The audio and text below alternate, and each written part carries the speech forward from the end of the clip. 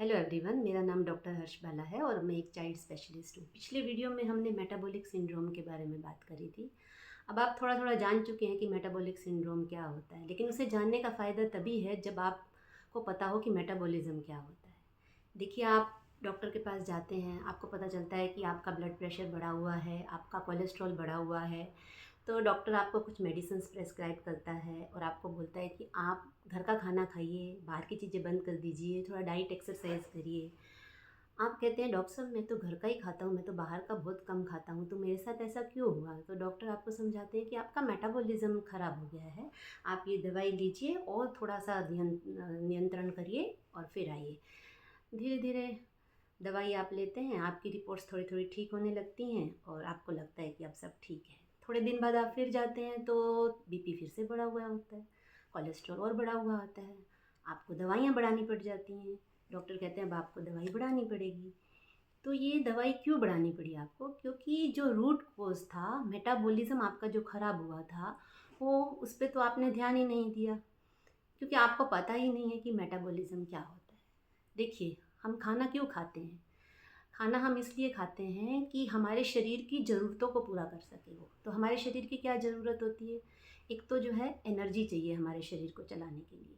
हमारे शरीर में जो प्रोसेस होती हैं, जैसे हम सांस लेते हैं, हमारा हार्ट काम करता है, किडनी काम करती है, ब्रेन काम करता है, इन सब को अपने फंक्शंस के लिए एनर्जी चाहिए, उसका कोई सोर्स चाहिए, वो सोर्स है खाना। और दूसरा, आपकी सेल्स लगातार बनती भी रहती हैं और ख़राब भी होती रहती हैं, तो उनको बनाने के लिए और उनकी रिपेयर करने के लिए रॉ मटेरियल चाहिए जो आपको खाने से मिलता है। तो फूड जो आप खाते हैं वो जाके एनर्जी में कन्वर्ट होता है, रॉ मटेरियल में कन्वर्ट होता है और फिर जो आपको नहीं चाहिए वो वेस्ट प्रोडक्ट में बाहर निकल जाता है। वेस्ट प्रोडक्ट मीन्स आपका स्टूल, यूरिन, आपका पसीना। तो ये जो सारी प्रोसेस है जिससे फूड, एनर्जी, रॉ मटेरियल और वेस्ट प्रोडक्ट में कन्वर्ट होता है, इस पूरे को मेटाबॉलिज्म कहते हैं। बेसिकली ये दो पार्ट से बना है। कैटाबॉलिज्म मीन्स ब्रेक डाउन, जो फूड आपका ब्रेक डाउन होता है उसको कैटाबॉलिज्म बोलते हैं, और जो न्यू सेल्स और रिपेयर और सब जो ये सब नया बनता है उसको एनाबॉलिज्म बोलते हैं। उसको मिला के आपका मेटाबॉलिज्म बनता है।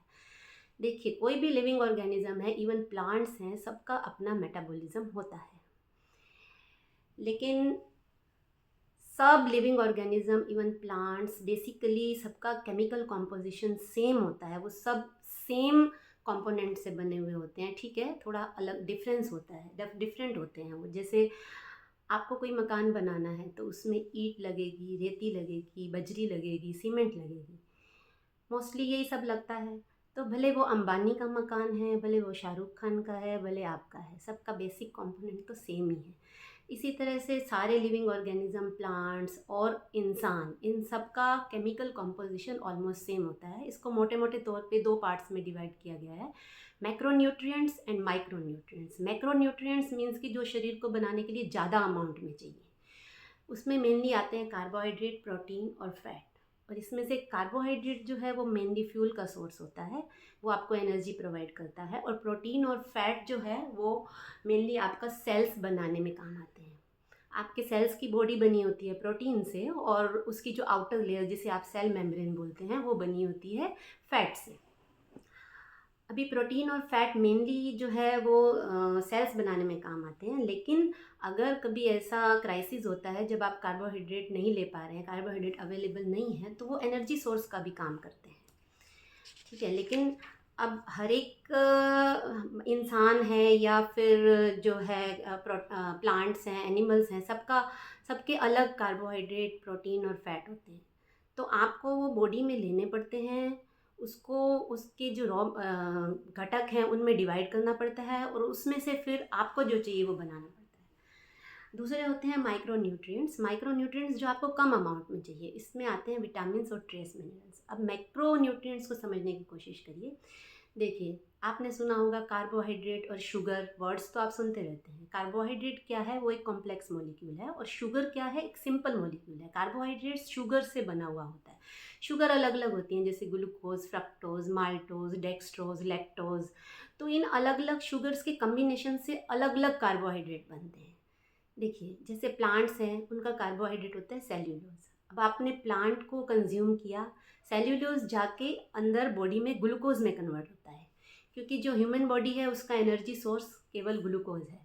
तो जितनी एनर्जी यूज़ होनी होती है वो हो जाती है, और जो बाकी का ग्लूकोज है वो ग्लाइकोजन एक टाइप का कार्बोहाइड्रेट है जो ह्यूमन बॉडी में पाया जाता है। तो कुछ ग्लूकोज मॉलिक्यूल मिलके तो वो ग्लाइकोजन बना देते हैं। मीन्स कि वो एक कम्पैक्ट सोर्स हो गया। जब आपको ज़रूरत होती है, जब ग्लूकोज अवेलेबल नहीं है तो ग्लाइकोजन से वो आप ले लेते हैं। लेकिन ये ग्लाइकोजन के स्टोर्स बहुत लिमिटेड होते हैं। तो अभी भी मान लो अगर ग्लूकोज और भी बचा हुआ है तो वो फैट में कन्वर्ट होता है। इस सारी प्रोसेस को बोलते हैं कार्बोहाइड्रेट मेटाबॉलिज्म।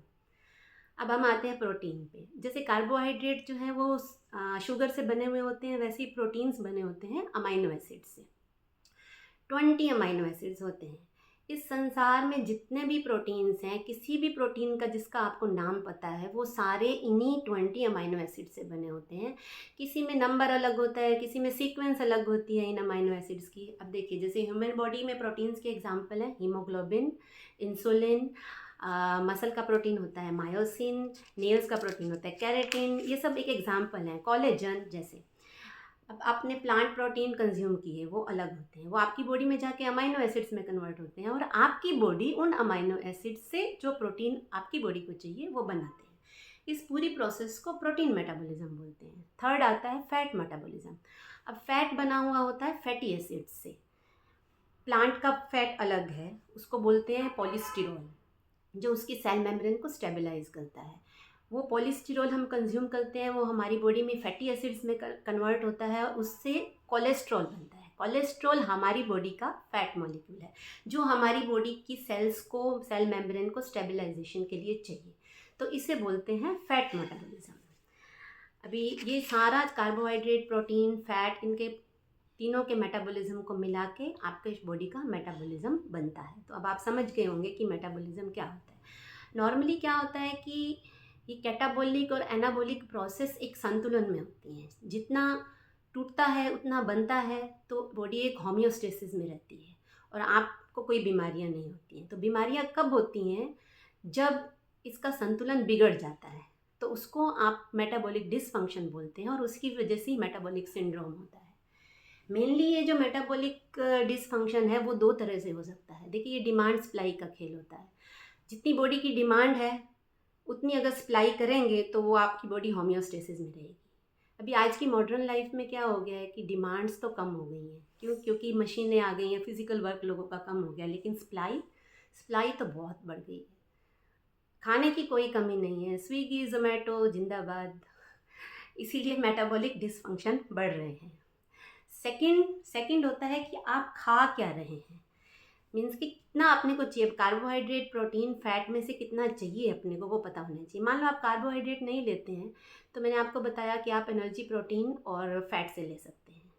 तो कार्बोहाइड्रेट जो है वो इतना ज़रूरी नहीं है, आप उसके बिना भी चला सकते हैं अगर कभी क्राइसिस होता है तो। सेकंड होता है प्रोटीन क्या कार्बोहाइड्रेट को रिप्लेस कर सकता है? कर सकता है। क्यों? क्योंकि वो एनर्जी प्रोवाइड कर सकते हैं। लेकिन कार्बोहाइड्रेट प्रोटीन को रिप्लेस कर सकता है? नहीं। प्रोटीन जिन चीज़ों से बनता है वो कार्बोहाइड्रेट और फैट में नहीं होते हैं। मेनली उसमें नाइट्रोजन मॉलिक्यूल होता है, आप मोटा मोटा इतना ही समझिए। जबकि कार्बोहाइड्रेट और फैट्स में जो होता है वो कार्बन और हाइड्रोजन ज़्यादा होते हैं। लेकिन प्रोटीन बनने के लिए नाइट्रोजन चाहिए। तो प्रोटीन बॉडी में बनने के लिए प्रोटीन का सोर्स ही होना चाहिए। अब फैट पे आते हैं। फैट अगर नहीं भी आप लेते हैं तो कार्बोहाइड्रेट जो एक्स्ट्रा होता है वो फैट में कन्वर्ट हो जाता है, तो आपकी नीड पूरी हो जाती है। तो क्या खाने से पहले आप सोचते हैं कि हम जो ये खाना खा रहे हैं उसमें हमारी बॉडी की नीड्स पूरी हो रही हैं? कितना कार्बोहाइड्रेट, प्रोटीन, फैट हम ले रहे हैं? इसके अलावा मैंने आपको बताया था कि कुछ ऐसी चीज़ें होती है जो हमारी बॉडी नहीं बना सकती, जैसे बायोटीन, फॉलेट, विटामिन के, B12। उसके लिए हमें डिपेंड रहना पड़ता है अपने माइक्रोबायोम पे। तो जब खाना खाइए तो ध्यान रखिए कि इसमें कार्बोहाइड्रेट कितना है, प्रोटीन कितना है, फैट कितना है, और हमारे माइक्रोबायोम्स का खाना है कि नहीं, प्रीबायोटिक्स और प्रोबायोटिक्स हैं कि नहीं। अब जो लोग इसके बारे में आगे डिटेल में जानना चाहते हैं वो नेक्स्ट वीडियो का इंतज़ार करें, और जो इसमें इंटरेस्टेड नहीं है वो विश्राम करें। Thank you.